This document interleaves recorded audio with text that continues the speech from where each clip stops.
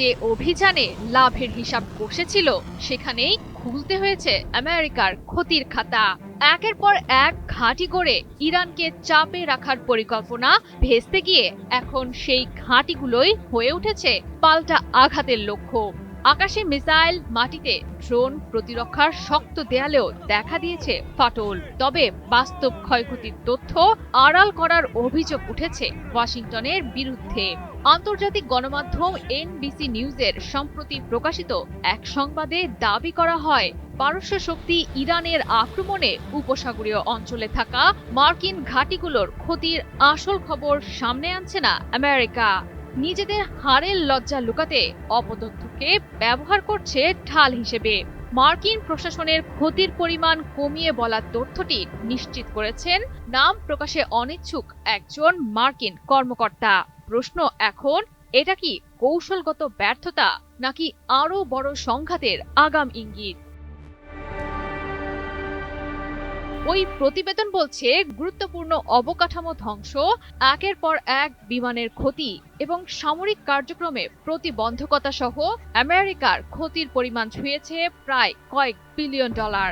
ধারণা করা হচ্ছে আনুমানিক 2 থেকে 5 বিলিয়ন ডলার হতে পারে মোট ক্ষতির পরিমাণ, যার নেতিবাচক প্রভাব পড়তে পারে ইন্দো প্যাসিফিক অঞ্চলে চীনকে মোকাবিলা করা সহ আমেরিকার জন্য নতুন অস্ত্র ও প্রযুক্তি উন্নয়নের ক্ষেত্রেও।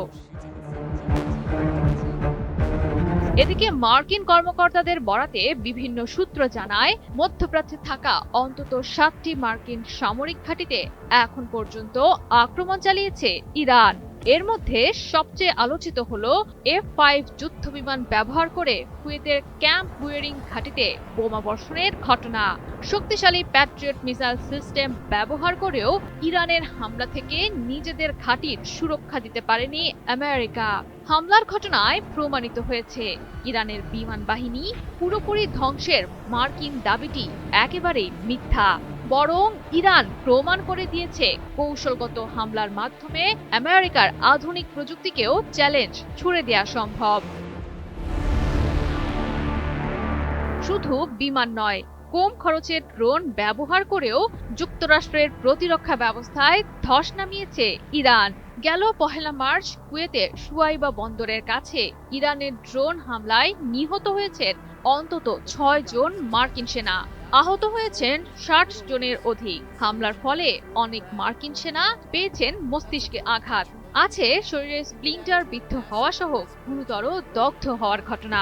মার্কিন ইসরায়েলি যৌথ আগ্রাসন অপারেশন এপিক ফিউরির উপযুক্ত জবাব দিতে যুদ্ধের প্রথম দিন অর্থাৎ 28 ফেব্রুয়ারি থেকেই অপারেশন ট্রু প্রমিস 4 চালু করেছে ইরান।